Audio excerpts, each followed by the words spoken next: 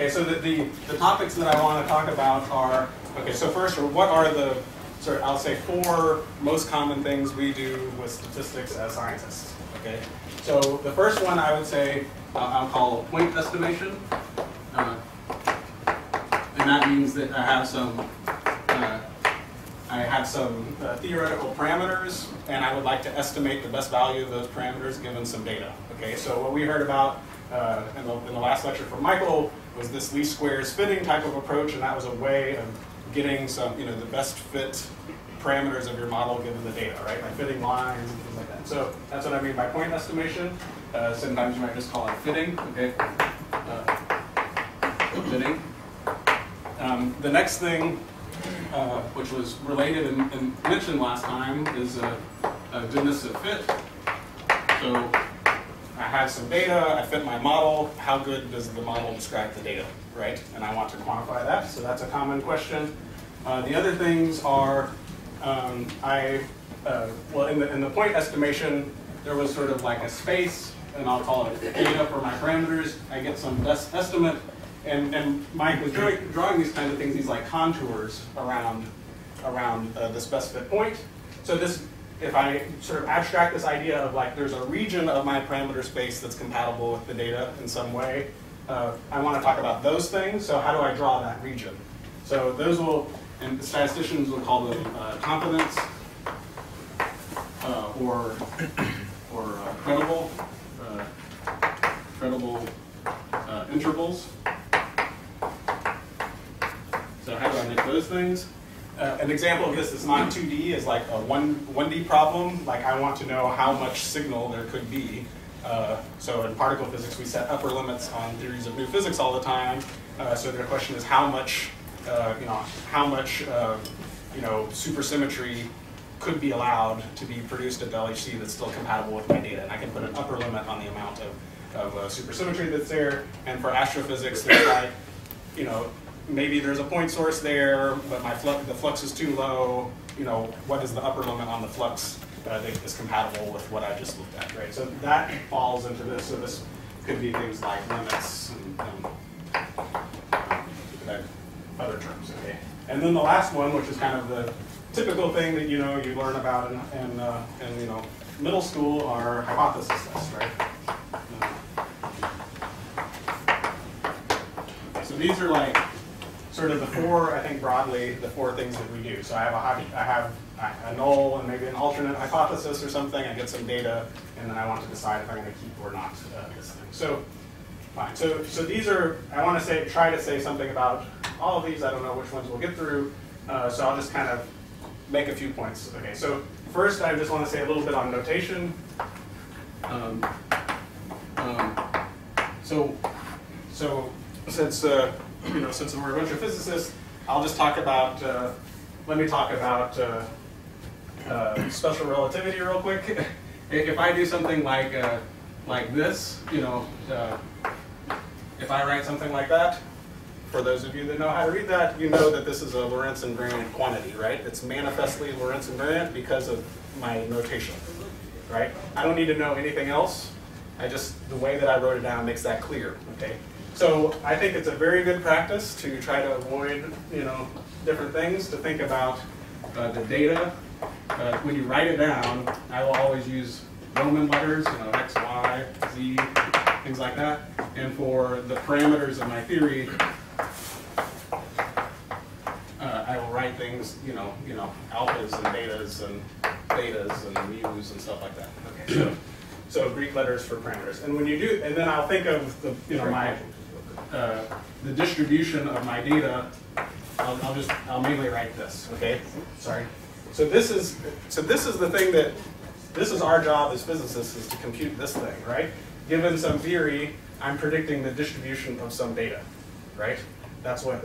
So this involves both, both on the experimental side, how I might mismeasure things, and what do I expect my theory to predict in terms of the true value of some observable quantity. Okay. So this I might also call, this is the observable data. So now, so this, if you have fixed data, if I have fixed data, f of x, I don't know, like not or something to try to emphasize that it's fixed data and not some conceptual thing. Like this, I'm imagining there's a distribution of x right here. If I think of fixed data, so here's x naught, and then I think of it now as a function of theta, and that's often just written the likelihood function, okay? And so, fine. So last time Michael sort of tried to justify the idea of maximum likelihood estimates from some sort of Bayesian reasoning.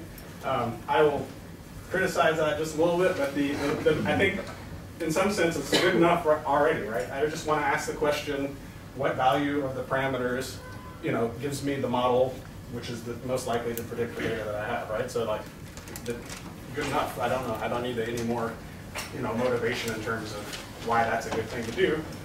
Then I can ask all sorts of things about the properties of doing, this maximum likelihood techniques like we talked about.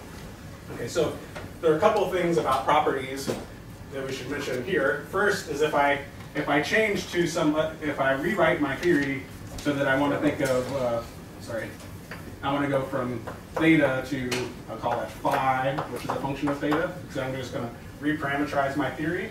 Then I have, f of x given theta, or sorry, I should have maybe switched those around. Sorry, let me switch them around.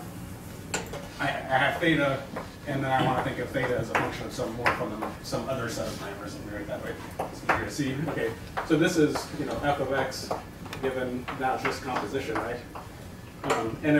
So my only point is that the likelihood function is completely, the value of the likelihood function is completely invariant to reparameterizing my theory. So I can write down my theory any way I want to, and the value of this likelihood function is always going to be the same, because it's predicting the same distribution on the data. But on the other hand, if I change from a variable x to some other variable, if I change from here to some, how do I want to say it, all right, y of x, okay, then let's say that y, stretches out, stretches out x. The property that I want is the probability that say x is between a couple values, right? x2, so x is between these two specific values. That should be the same as the probability that y of x1, whatever that is, less than y, is less than y of x2. Okay, so this, I want the probabilities the amount of probability to be the same, when I do this transformation. So, this area should be invariant. So the probability will be invariant, but when you do that, you pick up a Jacobian factor in the change of variables, so the density is not invariant. Okay, so I can always find some other variable y where this distribution just turns into something completely flat. Okay, so in particular, I can say that y of x is some integral, like if it goes from a to b or something like that. Like I have, if I go integral from a to x of this distribution, f of x given theta dx. So if I do that, put primes here or something. If I make this this change of variables, the distribution for y, it goes between 0 and 1, right? You can't get bigger than, if you integrate this thing all the way, you get 1 out, right? And it's just a completely flat distribution. Okay, so I can make that distribution look like whatever I want it to by changing variables, okay? And I think a lot of people know this, that given that I can do this, it's also super handy for like Monte Carlo sampling, because I can always just use a uniform random number generator, go through the inverse of this function, and then sample this thing efficiently. So I'll get Monte Carlo samples of x that look like I want. So it's just good to know who's invariant and who's not. So so in particular, if I change from x to y, the probability density is going to change. The value of the likelihood will actually change if I reparameterize the observable. So it looks like the left-hand side is a function of theta as well. Is this f of y given? Yeah, so if you want, you can give this thing like a little subscript or something. Yeah, for a specific theta, it's a specific distribution of the change of variables. And you don't mean y as a piece of data here. It's some function which is neither what you would call Greek or Roman? Oh, well, I mean, it's also data. Like, I could think of, like, I measure theta or I measure cosine theta. Right, so I guess I wrote it in the pen.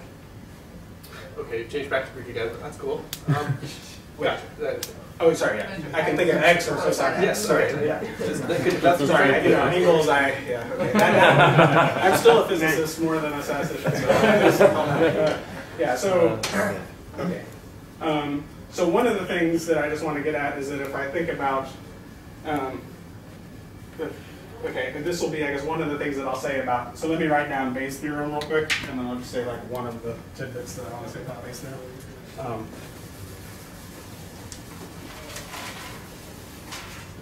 Okay, so I start with this likelihood function, so that, there's likelihood function for theta, there's some prior probability for my parameter theta, and that's going to be, okay, there's going to be a normalization constant that's kind of confusing, and then, so yeah, maybe I'll write this, and for now I'm just going to write like that. So there's some normalization, and then I'll call this thing pi of theta given x. Okay, so this is the probability of my parameters given my observations is equal to the likelihood times my prior probability for theta. So Michael sort of tried to say, well, if I think that I want to maximize my posterior probability, and I just call this prior 1, then it looks like maximum likelihood. That was some sort of, the problem is that that's completely dependent on how you parameterize your theory, right? So the way he called this thing 1, which is sort of like this, right? So that's, but if I change variables to something else, it's no longer a uniform prior, it's some other prior. So okay, it's an argument, but it's completely, it doesn't have any, it depends on how you state your problem, and if you really think that like theta is somehow like the right way of writing it down, and you don't want to write down your theory in a different way. So Bayesian analysis, like one of the sort of, not necessarily problems, but just things that should be taken very seriously, is that when you put a prior, you cannot escape the prior. You can't. If you ever think that you're being like uninformative by putting like, I'll just put a uniform prior, you're completely deluding yourself. Okay, so don't do that, because it's not uniform in some other space. So you are injecting information, and you just can't avoid that, which is one of its strengths, but also, if you don't want to do it, one of its weaknesses. By the way, here, if you transforming the data is a very strange thing for me to think about. But if you transform the data, the same thing happens for maximum likelihood, right? The maximum likelihood will move if you transform the data. So that's transforming that's the one data of the, seems like a bad idea.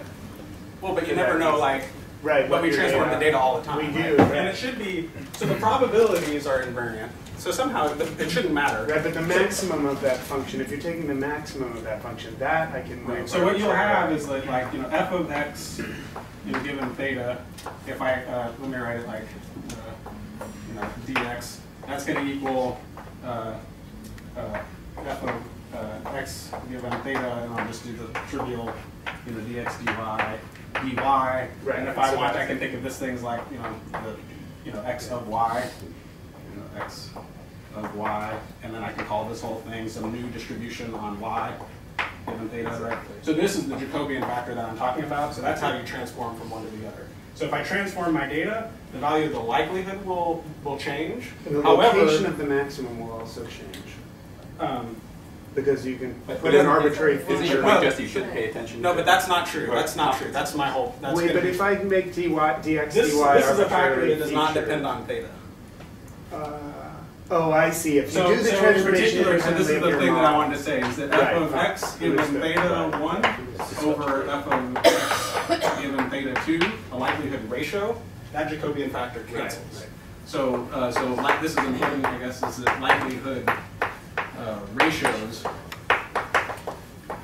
are invariant to, I'll just call it x to y.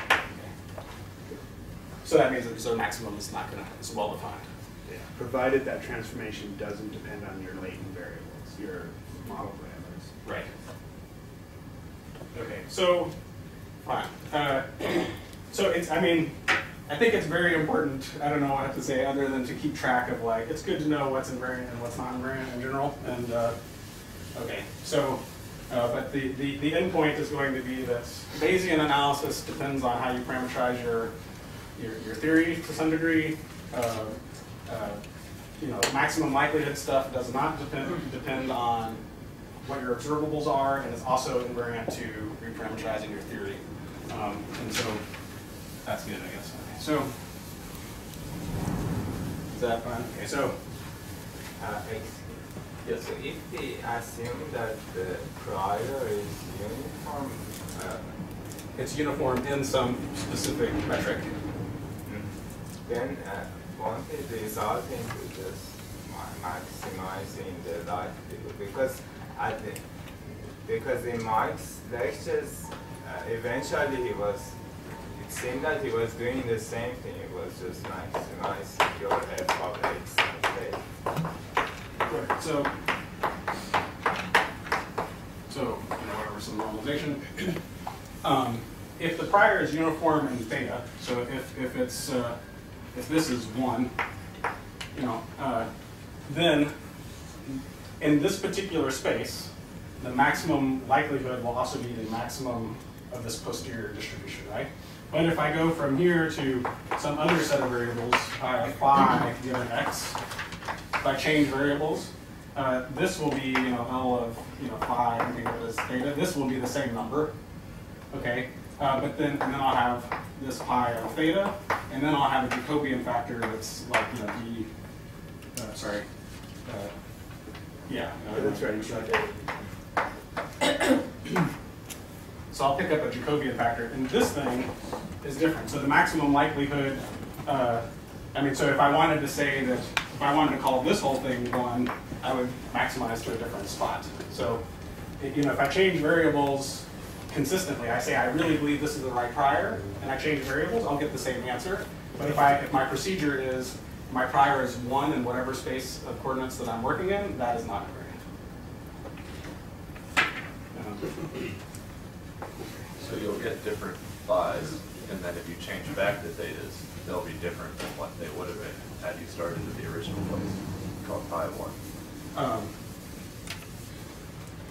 There's a mapping between theta and phi, right? It's just that the thing that, the maximum of the likelihood is some point in theta or phi space, right? And then, but then this other thing that I'm multiplying with prior is not, it's constant, is uniform in one space, but not in the other. So then that's going to generally move it. So that the maximum posterior is not an invariant. In general, maximizing posterior is not a good idea, I think, for these reasons. You want to sample or... Yeah, there's a kind of confusing notion of invariance, because there's the sense that like once I say that I take my prior seriously in a certain space and I move around, then it's all well defined. Your answer is always going to be the same in that sense. It doesn't matter how I write down my problem, but if my procedure is put uniform prior on whatever variables I'm thinking about, that's the thing that's not invariant, right? So, okay. All right, so fine. So that was, okay, so let me say a little bit about goodness of fit as a follow-up to this point estimation. So first, let me just remind you a little bit. I'll say it in a little bit more of an abstract way. So I have some likelihood function theta, okay, which I'll just remind you is I have some statistical model that for any value of theta allows me to predict the distribution of x, and I stick in a specific value of my theta, and that gives me a likelihood function, right? Okay, and now I can say I can try to maximize this thing, so I'll write it this way: R max of theta, okay, on L of theta. So this just means go maximize it and tell me which point maximizes it. I'll call that theta hat. Okay. Now the thing this is the typical notation, but it's kind of annoying because in my beginning spot, I wanted to have all the observables be Roman letters and all of the parameters be Greek letters. So this thing is trying to estimate the true value of theta. However, what I lost track when I wrote it this way is that this L of theta really depends on x naught, right? So this thing is a function of the data, right? So it's a little bit annoying. So this is a random variable. Like if I did the experiment again, I would get a different value for x naught, and this would have a different value. So it's an abusive notation in the sense that I wanted it to be, but it's like the standard notation, so I'm not going to move away from it. But just remember that this thing. So this thing is this is called the maximum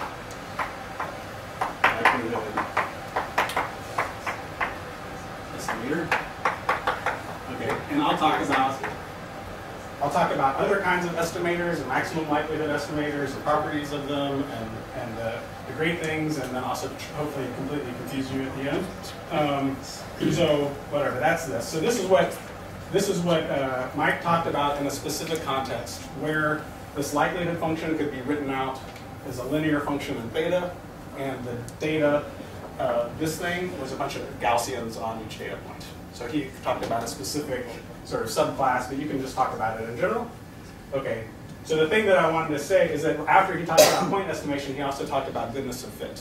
Okay, so this is my one goodness of fit point, is that, okay, so let's imagine here's theta, and I'm going to plot, okay, I'll plot -2 log L of theta, okay? So that means, so the maximum, this thing was maximum turned into a minimum, and then I did log and minus, so this is going to look like some sort of curve, okay? I'm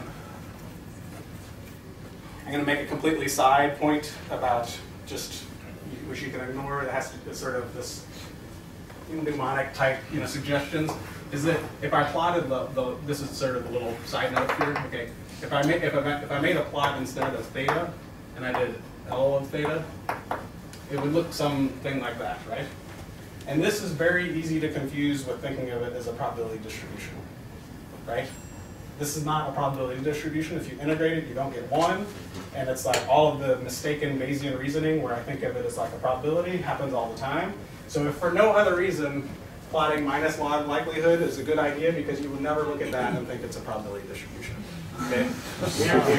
I'm serious. I'm completely serious. So, okay. So, all right, fine. So when you find the minimum of this thing, this is this theta hat, right?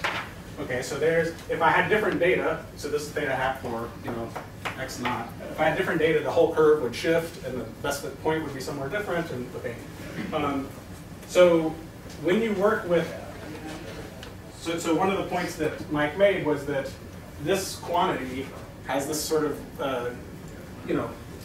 so this value here, this particular value, the height of this log likelihood function at its minimum is some variable also that as I get data, it will be random. And I can talk about how it's distributed, and that's the thing he was talking about is related to a chi-square, and you could use for goodness of fit measures, okay? And that is true when you have like basically binned data, okay? And when you're in the problem he was talking about where I have a whole bunch of Gaussians for each of my data points, okay? And you can think of it as sort of bins, and how many events did I see there or something like that.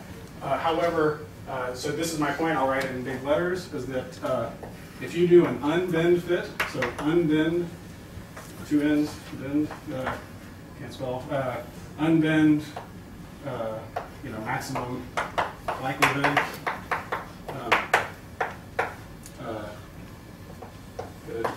is a very bad, goodness of fit measure. Okay, so I have, maybe I can do like a super duper fast example. By unbinned, you're implicitly thinking like a particle physicist that there's events that hit some axis, and you have some distribution that you predict on that axis for where the events should hit. I mean, it's pretty generic in the sense that I mean that the distribution of the data given the thing is some continuous function, and I'm going to have a bunch of measurements. So I'll give you an example right now.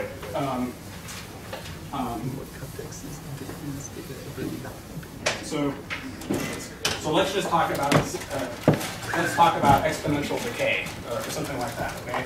So let's say that this axis is like the time it took for some particle to decay or something like that, or whatever you want. Okay.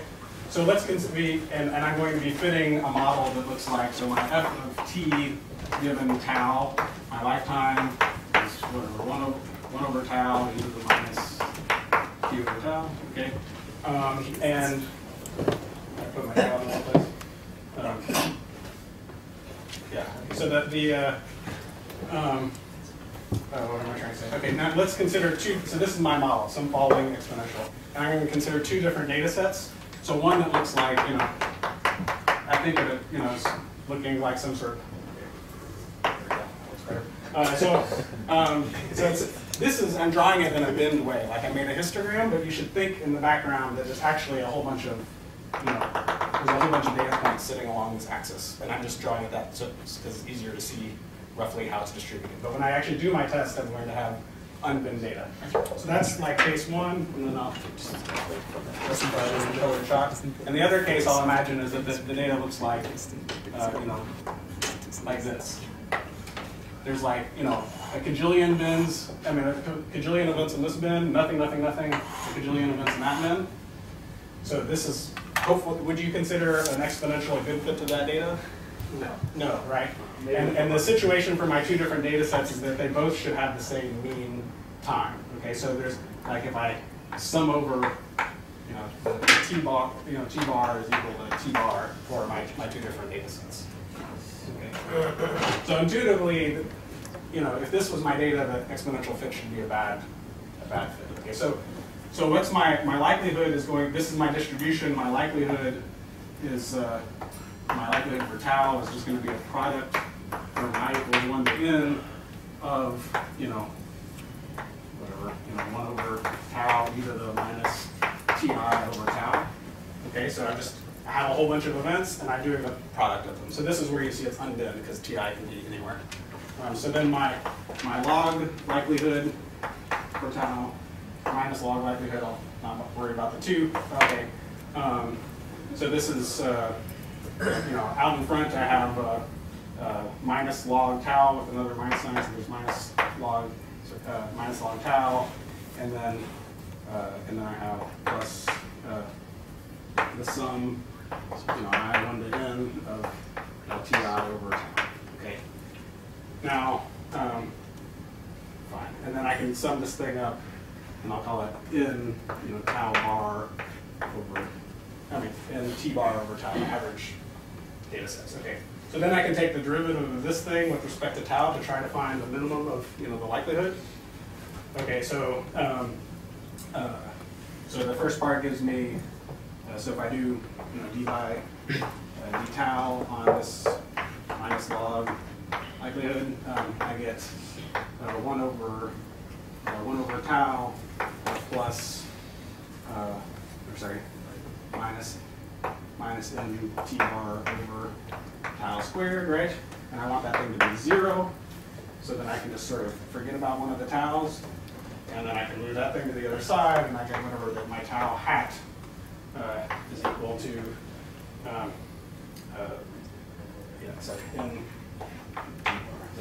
I guess the first term, log tau also has a factor of n because it's inside your product. Yeah, but it doesn't. Oh, well, I put it in there. My point is that n should finally cancel. Yeah, okay, sure. I'm good, yeah. I was thinking of that as a product. Since whatever tau's in your product, you have one for tau. Right, okay, so whatever. So my n's not there. That makes more sense. Yeah. So whatever, okay. So my point here is that the maximum likelihood estimator only depends on the average of the data, right? And it's the same in these two cases. So my best fit lifetime is the same in both cases. That's sort of reasonable. But now the extra thing is if I take this tau, the best fit tau, and I put it right back into this equation and I evaluate it, I also get a number that only depends on the average value of my data. Kyle, Yeah. in what sense is that unbinned data though? Why is it not just a bunch of bins where you have 0, 1, 0, 0, 1 counts? Well, just because the TI can be anywhere. But you could always, I can bin it. yeah. So, well, I'll say a word. I mean, I'm just thinking at first, my data set is just a bunch of real number and values of T's, so I'm never mentioning anything about data. I mean, about bins. If you want, you could, this will be equivalent to like in the limit of really fine bins. And that's kind of going to be my point, I guess I'll say it now, is that if it's unbinned, the value of this minimum at this point is only depends on the average of this data, has nothing to do with how it's distributed. So it's clearly not a goodness of fit measure, right? However, so another way of seeing it is that if I have bin data, the number of degrees of freedom of my thing is sort of like number of bins minus number of parameters. And in the limit that I have really fine bins, I have I'm just washing out all the information in this chi-square with like a gajillion bins. So that has no power. So this is like a horrible goodness of fit measure, and you see people do it. But I think Adrian is right that it is possible to penalize for the empty spaces in a way that has bins that have infinitesimal size. They are binned, but they're infinitesimal. I think there is a solution. Well, when I started, I never mentioned any bins. If No, you no, want I to introduce agree. bins, you can. But I mean, I think that the only way it's going to work is if you have really fine bins, and there you see that it's like a chi-square with a ridiculous number of degrees of freedom, and that's why it's not powerful. It's not a good goodness of fit measure. So, okay, fine. So, all right. So hopefully we learn not to do that. Okay, then, so what is a good thing to do?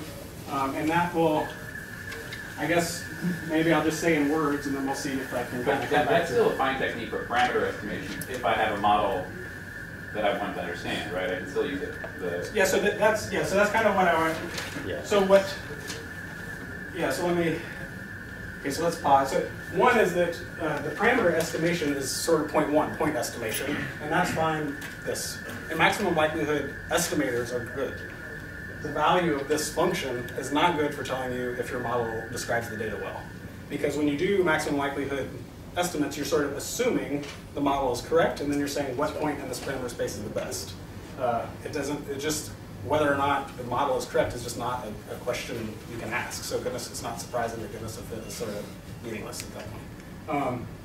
What we will see, so I guess then maybe I'll just say a little bit about hypothesis tests, is that goodness of fit, to the extent that I have a null hypothesis, which was like, in that example was this exponential model, right? This, whatever. I have that exponential model. I have a null, and I'm going to look at some data, I'm going to either decide to accept or reject it. So if there was a good goodness of fit measure and it had a really bad goodness of fit, you would reject your null, right? So that's one sense of hypothesis testing, and that's what is called the Fisherian or Fisher type, Fisher style. Fisher style hypothesis testing. You have a null, and you want to decide whether or not to reject it or not. That has got various, goods and bad points. It's kind of what you want to do, but because there are so many weak points about it, there was another kind of paradigm that was introduced, which was the sort of null versus an alternate. And once you start doing hypothesis tests where you're testing against an alternative, then you sort of have an idea of what types of deviations away from the model are you looking for, and these have different class of properties, because this is sort of testing all possible deviations of the model, and this is testing specific kinds of deviations from the model. And so this is whatever goes on under the name of Random Pearson style thinking. Okay. And so if you want to now talk about like contours and theta, like the typical thing you do is you go to the bottom, you go up some amount, and whatever, and you say this range of theta values are sort of reasonably compatible with the model. I'll try to get to it, but basically when you do that, you're really thinking in this kind of thinking, and there's every point in the space that you're considering as the null, and all the other points in that space are like the alternate, and then you have sort of well-defined tests that do some reasonable things, but your alternates are still constrained to this sort of parametric model you're thinking about. Okay, so I'll try to get to that in a second. Okay. So for context, the LHC discovery of the Higgs was in the second style, right? Because it compared a model without the Higgs to specific models with the Higgs. That's right. Yeah, the first style I would say is it's not really used in physics. It's not, well, it's it's used people a lot. still do chi-square kinds of things, but the problem, well, I'll try to get to some idea, but let's see. It'll all be more easy once I guess what I'll show you in a second is that when you have a null versus an alternate, you can show that there is a most powerful way of looking at the data. And when you don't have an alternate, that idea doesn't exist. And so you're somehow probing all possible directions. And so you sacrifice power. And a converse way of saying it is that for any goodness of fit test, there's kind of implicitly an alternative that it's testing. Like the structure of the goodness of fit test you do is sort of picking something which you might not know what to call, and you might not have ever thought about it, there might not be a theory, but it is sort of the implied alternative that you're testing against. Because different goodness of fit tester will be sensitive to different kinds of deviations. So if you have an idea of what kind of reasonable deviations you're interested in, you might as well put that information in. Okay, so, fine. So, let's see. I think, so I guess I can do one of these next week too, and maybe some of this, if I'm thinking, I'll probably, if I run over time, then I'll move my hypothesis testing and confidence intervals into the next lecture because it'll probably fit easier. And so now I want to talk about point estimates a little bit, and then hopefully end with something that's will be exciting and novel and confuse you. Okay, so let's talk about point estimates again. So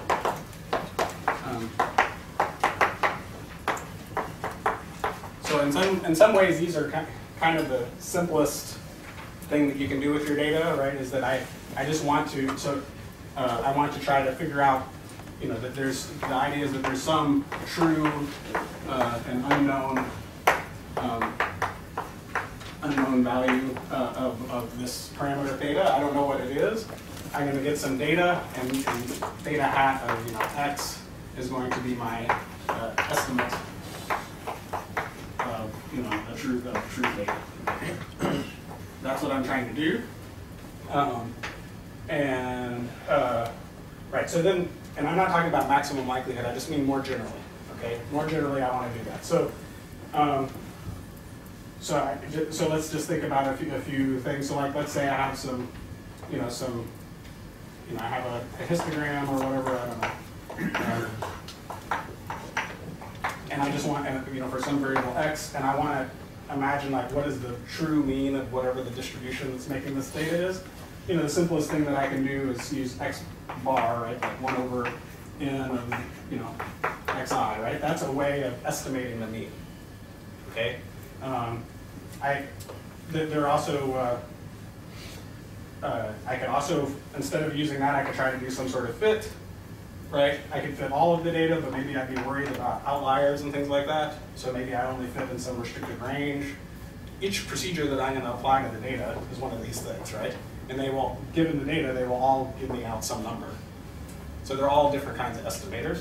So you can ask about like what are the properties in general of estimators. Okay, so there are a few things you can define, which are not necessarily so exciting, but there's bias of the estimator, there's the variance of an estimator, and then there's the mean squared.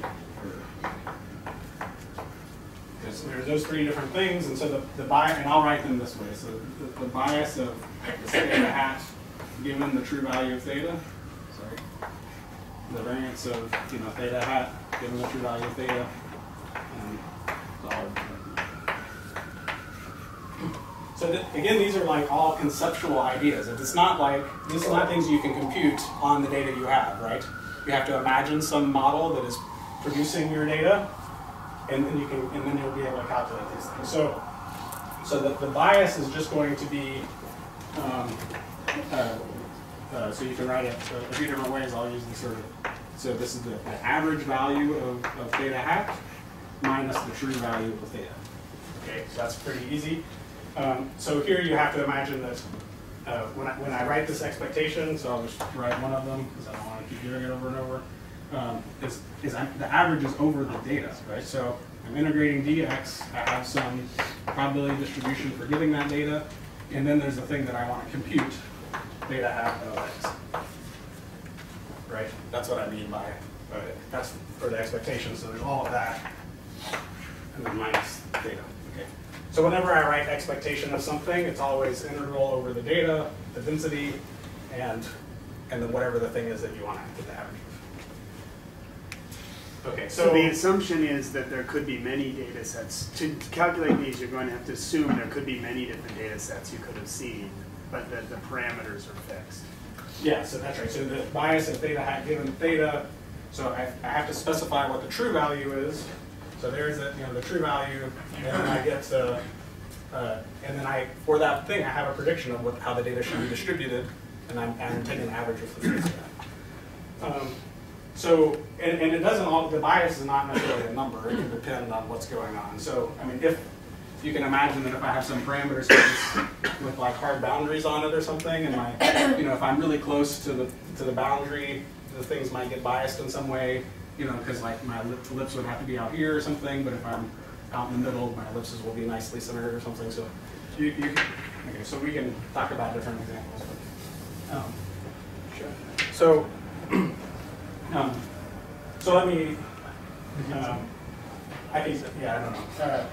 I can give some other example. Okay, so this variance is the thing that we usually call like, sigma squared or something. So like the standard deviation of my, standard deviation squared of this thing. Okay, so what is this? This one is a little bit weirder. So it's the expectation of wherever this theta hat is minus the mean of it, not the true value. Okay, so there's yet another expectation on here. Squared. Okay. And the mean squared error is the same kind of idea, but it's now, how different is my estimate compared to the true value? So theta hat minus theta squared. Okay, so there, just draw some pictures. So if this is the true value of theta, and this is my theta hat direction, I get a bunch of data every time I do an estimate. If I have something like this, it's nice and lined up. This thing is not. This is an unbiased estimator. This one is a biased estimator. Okay. Biased, unbiased.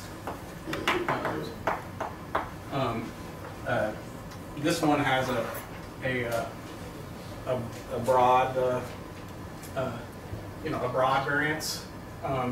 These two, as I drew them, have roughly the same variance in the sense that the spread of them is basically the same. It's just they're around the wrong point. But this one has a large mean squared error because it's shifted over, right? Okay, so this thing looks like, for the one-dimensional case, it's sort of like variance minus the variance plus the bias squared. Okay, so, sorry.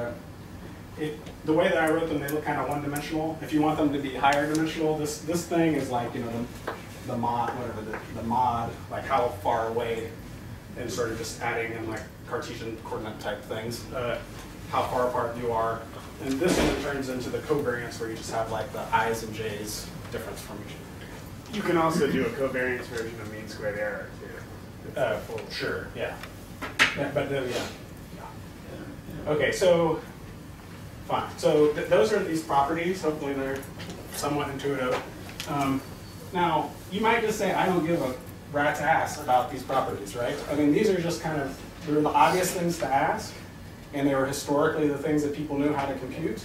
But who says that this is an interesting way of characterizing how good I'm doing at estimating something? And so that's one of the messages I want to make, is that these are like kind of classical statistics things, but who cares? So I will tell you a few things about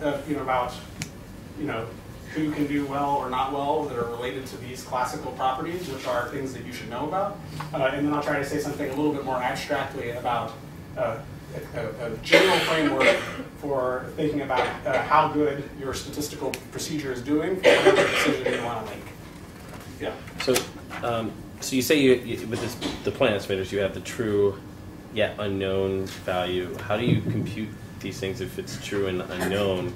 Like, I get estimating of your model because you're applying the model and you have these parameters, but then how do you get a handle on what? Yeah, no, it's a good question. So like, I'm trying to measure the Higgs boson mass. I don't know the Higgs boson mass. How do I calculate the variance of my procedure or whatever in estimating the Higgs boson mass? So that's a good question. So the point is basically that it's not a number. Like, if you actually just had some data, you would just do something and you get some. So yeah, let me say, if I have like data points xi or something, and I do the sum of xi minus the average x squared, right? and then I divide by n or whatever, and I do this sum. This is kind of like a typical thing you do. So how is that related to this? So if the underlying distribution is actually like a Gaussian distribution, it has some real width, some real standard deviation. This is oddly trying to estimate the standard deviation of the underlying Gaussian. You see what I mean? So this is based on the data I have, an estimate of the standard deviation, the real standard deviation. Right. And what's interesting is that this That's particular estimator for the width is biased. And that's why you have to do that -1, is to make an estimator of the actual width that's not biased. Right, so it's so if you look at this equation, maybe it's a little bit more explicit, is that if I can do the fit, right, if I can do a fit, I have to have this model, right? I have to be able to say how I expect the distribution to depend on the parameter, right? So I have the model, I'm just using this model. I'm told you exactly how to compute it, right? For every value of theta, I compute this integral, which I basically imagine generating data out of this model, and then evaluating my estimator, and then I see how it's spread, and then see how it's different than the value that I assumed when generating it. And then I think of it as a function of the value that I'm assuming. Right? So what I can do is say, like, as a function of the unknown Higgs boson mass, this is what my bias is. But I don't know the true Higgs boson mass, so it's, Okay.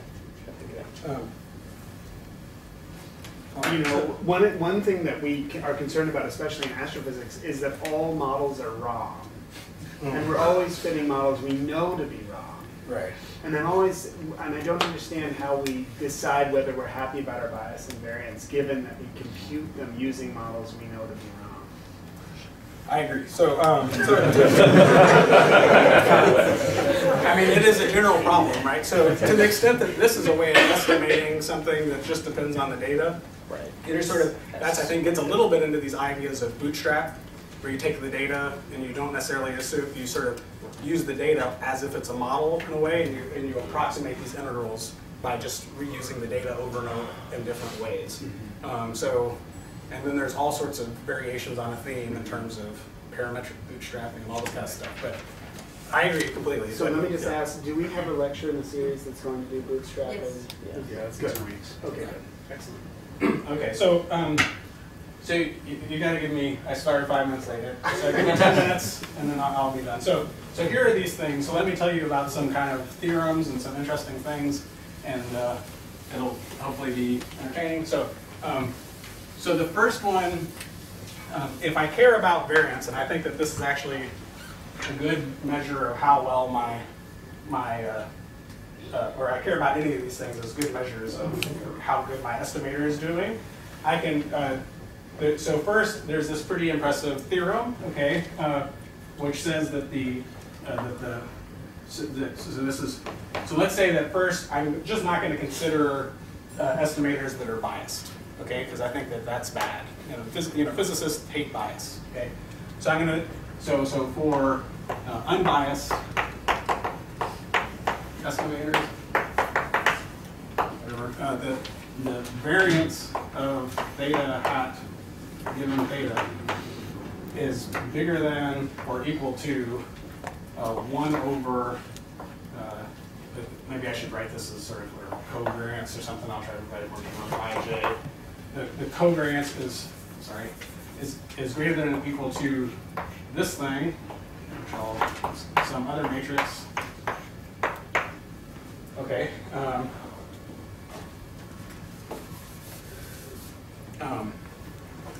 Where this ij is called, so this is the inverse of this thing that I'm writing now. This is called the Fisher information matrix.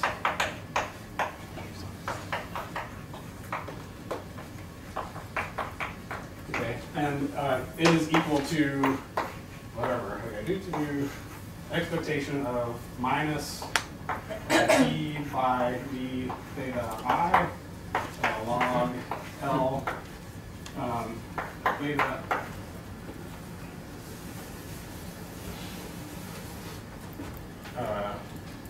d by d theta j log L of theta.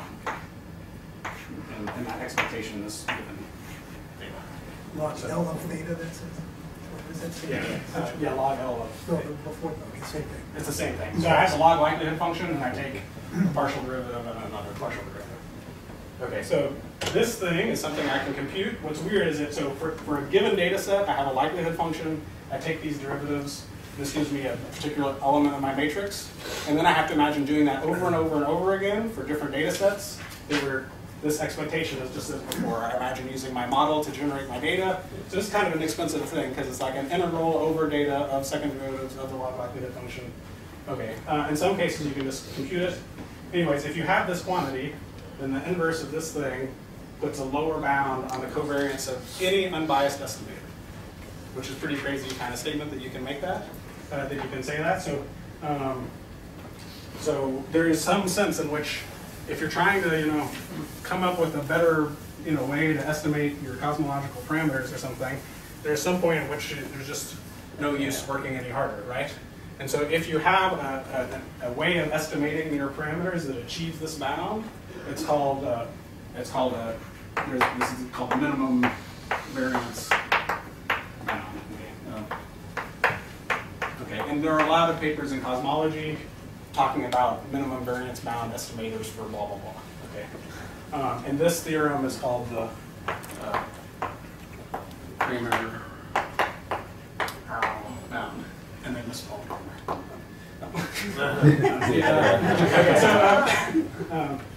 Right. So anyway, so I think this is pretty interesting.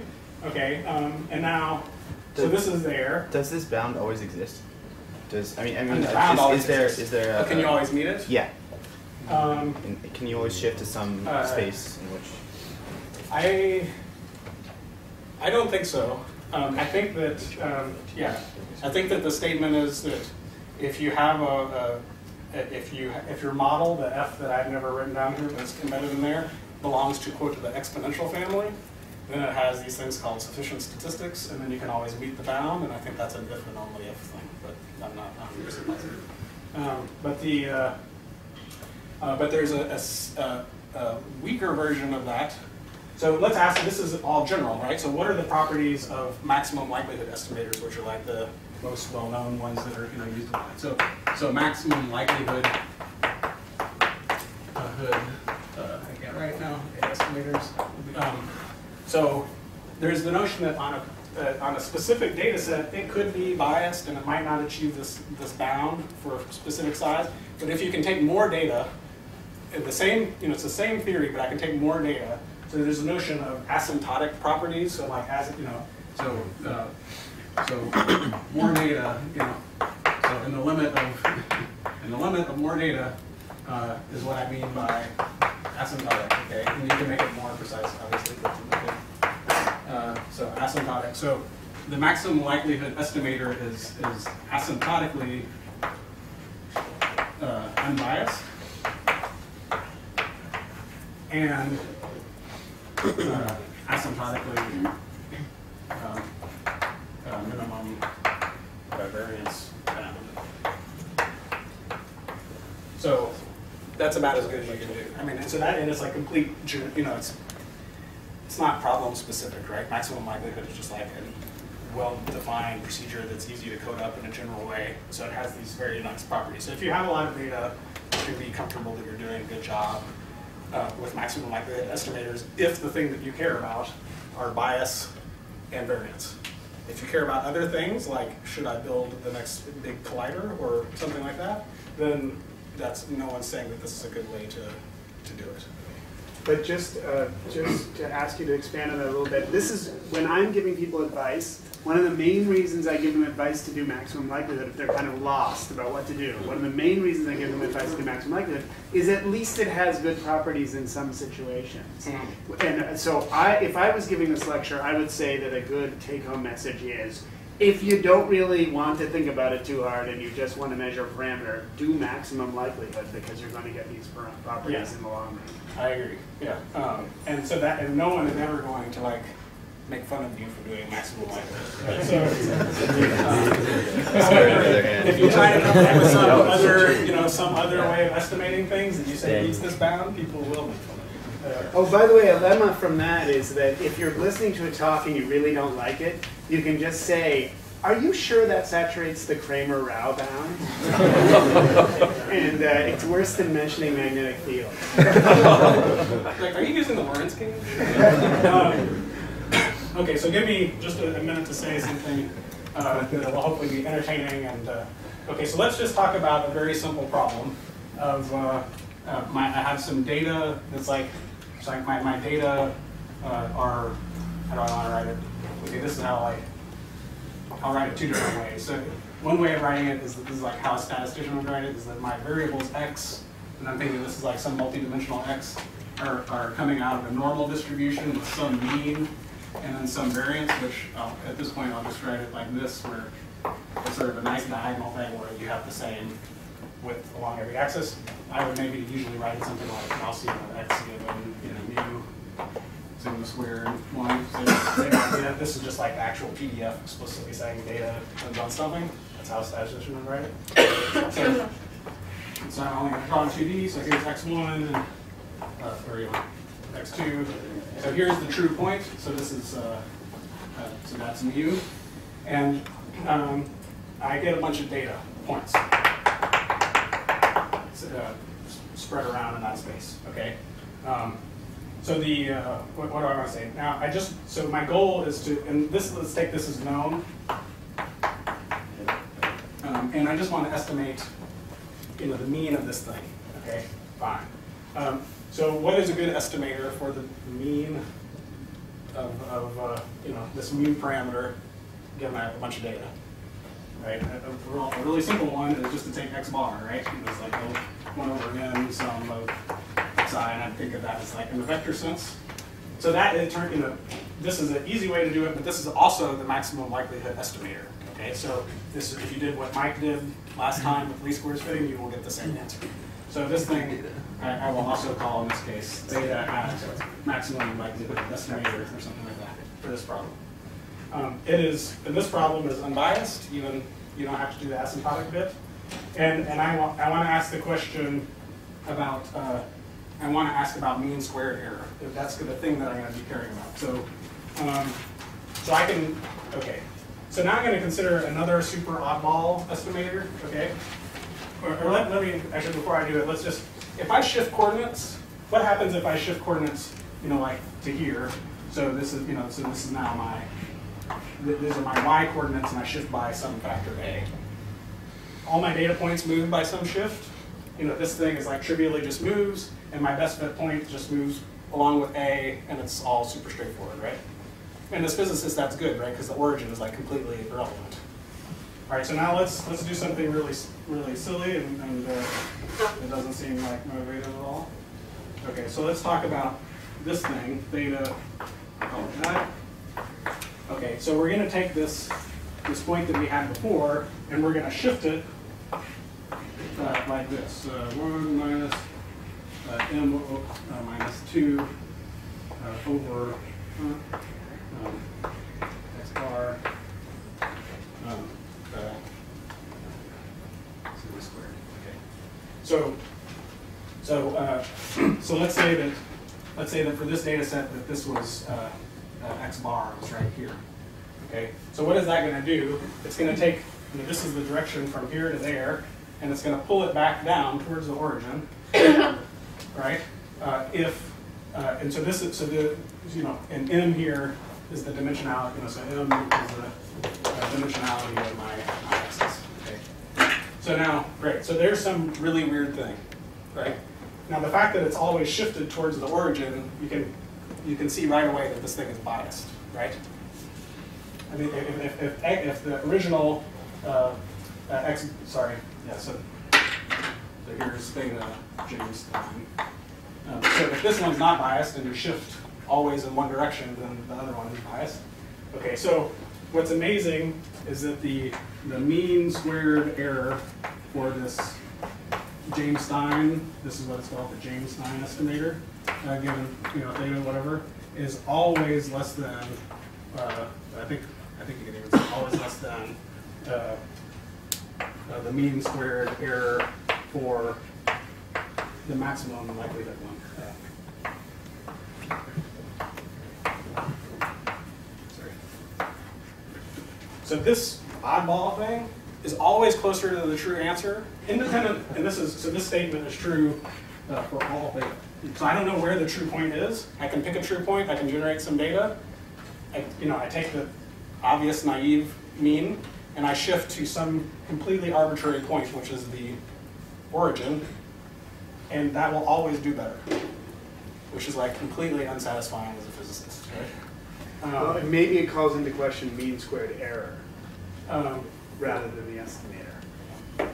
Yeah, I mean, I think that's sort of reasonable too. But you could also just say that maybe not. Maybe mean squared error is like, how far am I on average from the true point? I mean, the variance, I can have a small variance, but if it's really off, that's like not good, right? And so I care about bias, and if I care about bias and variance in the way that is defined by the mean squared error, it's a reasonable thing to do. So if I have to pay you money, like we do experiments and I pay you money that's proportional to that, which is, I think we could agree on that bet, like I'm going to employ the James Stein estimator. So my point here is that the reason that this thing wins is because it's biased. In general, there's this idea called the bias variance trade-off.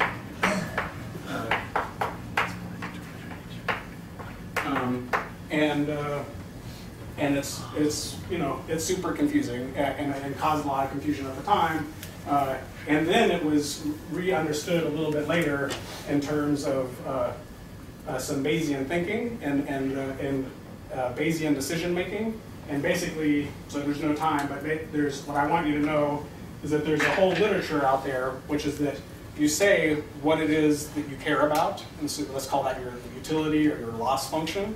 So I'm going to get some data, and I'm going to do something.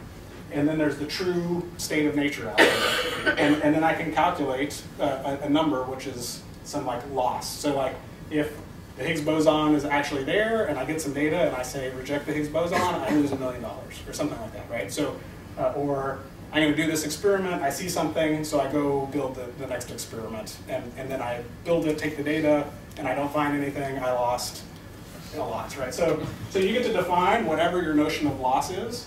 And then, so here it's mean squared error, but you can do something more general. And there's a whole formalism about how you calculate the notion of expected loss, which is over the data, which is called your risk. Or for a specific data set, I'm going to average over my parameter space and think of an expected loss in a Bayesian sense. And so if I can end up coming up with a decision rule that for any value of theta like this, like if this is my loss idea, okay, for all values of theta, this approach is better than this approach. Then this approach you call inadmissible. Like this is a crappy, this is a crappy strategy because I have a strategy that always does better. So you call this inadmissible, this thing's admissible, and you can prove that every admissible procedure, arbitrary decision-making framework is Bayesian.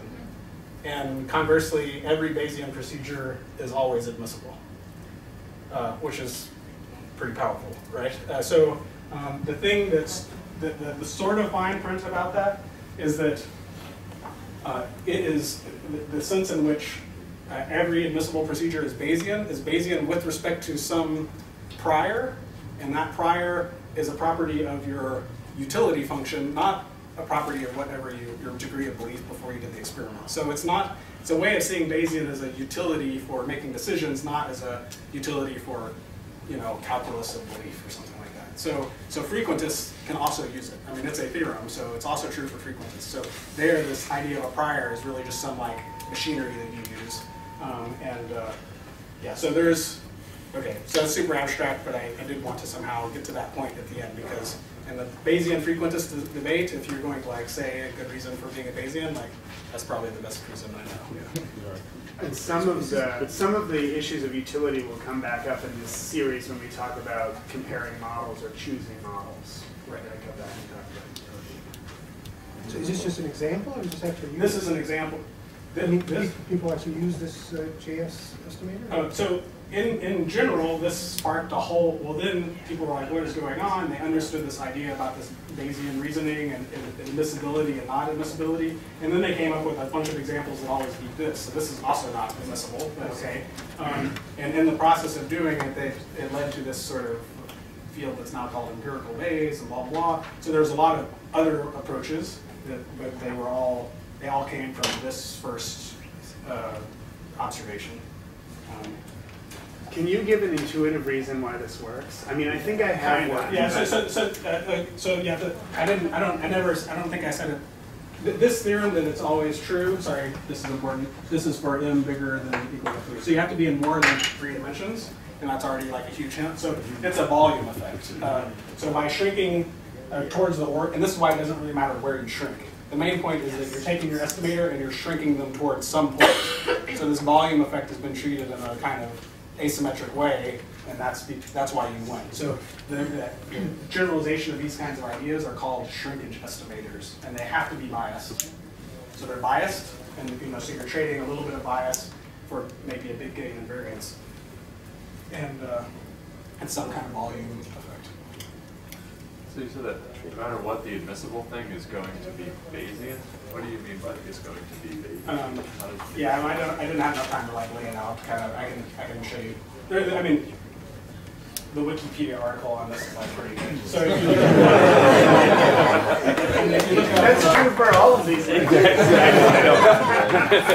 If you look up the James Stein estimator, and then from there you look at there'll be a word inadmissible. That will take you to the specific disambiguation of that word, and then they lay out the formalism. I mean, it's you can read it in 10 minutes. But I mean, one sort of assumption underlying this lecture is that there are true parameters and the data are drawn from a distribution.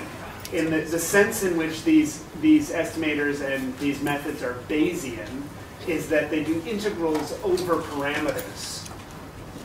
And if you're doing an integral over the parameters, that's kind of not allowed in this picture where the parameters have a true value.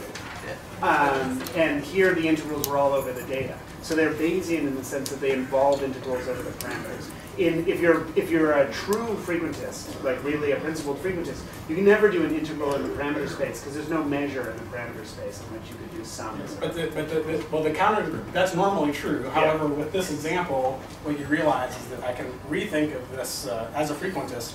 The best thing for me to do is use something that you would call, a prior, and I would call pi of theta. And then I use it as part of my machinery, and I get out something with better frequentist properties. Because this loss can be defined in a totally frequentist way. So that was what was confusing. James and Stein were hardcore frequentists, and they found this result and they didn't understand it. And the way they had proposed this thing was through Bayesian thinking, but the property was purely frequentist property. So it was so there's this. It gets pretty high level, but they're very. I think this has to do with the fact that once you understand that there is a utility, that does effectively give you some kind of metric in the parameter space that lets you integrate in the parameter space. I think somehow it has to do with that. Okay. All right. Thank you.